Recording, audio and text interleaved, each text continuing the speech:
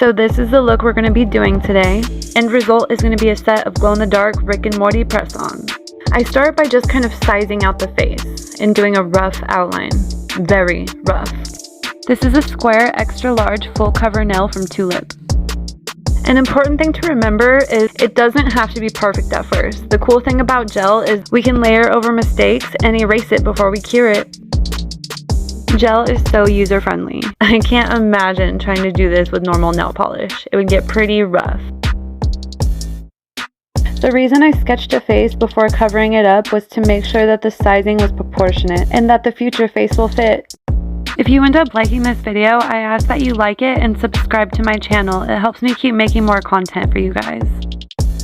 Remember, this is just the first layer. It's okay if the coverage and saturation isn't perfect. We're going to go back in with the second coat to perfect everything.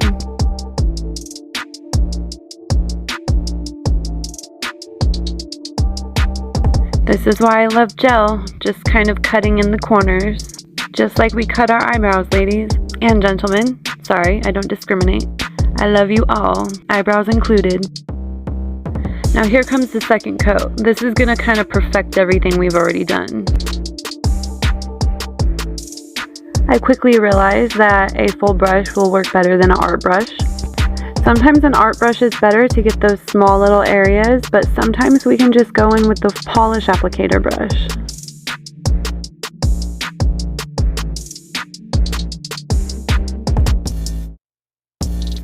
Now we do the face. This is the harder part. It can take several attempts and a few rough drafts before we get it perfect. Please don't get frustrated with my drawing. This is my first time, but I do promise that it looks good at the end. At least to me, anyways. Just trust the process. Can't forget the acid reflex. But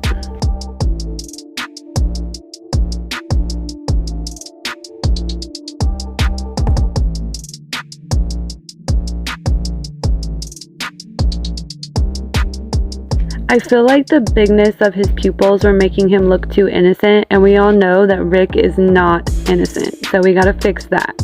It actually took me several times to get his eyes perfect, and we're still not done adjusting them, unfortunately, sorry. With the new arrangement of his eyes, I decided to start over on the nose as well. And at this point, I was frustrated, so I just moved on to something else and kind of just let it set and rest for a while. I decided to do something easy like outlining. It also boosts my confidence because I feel like outlining just brings everything together so well. If you're ever frustrated, just move on to something else temporarily, because if you try over and over and over to do something while you're frustrated, it's not going to come out well. Sometimes taking a breather and a rest and coming back, you'll get it right away. It's crazy.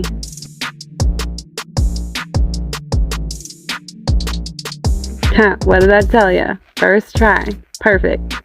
He even has that look of disgust and boredom in his eyes, like he's too smart for the world and anything else just bores him to death. Dun dun dun dun. So to make him glow in the dark, we're going to sugarcoat him with some glow in the dark glitter. By the way, this little contraption right here that I'm emptying is amazing. I don't know what I did without it. Hashtag Amazon. The way that I sugarcoat is I take the color polish I'm using or a top coat, I coat the area I want sugared, and then before I cure it, I sprinkle the glitter on top. Make sure you get full coverage with the glitter. It's okay if you get it everywhere else. You can wipe it off later. Once you have full saturation, cure as normal. I like to tap the excess glitter off before I cure it so that the UV light can get to the polish. I did cure it before I started dusting it off with the makeup brush. If you dust it before you cure it, it's going to make a big mess and mess up everything you just did. Now that everything's nice and cured, I'm just wiping off the excess glitter with a art brush and alcohol. It's important you get the glitter off all the unwanted areas before you do the top coat.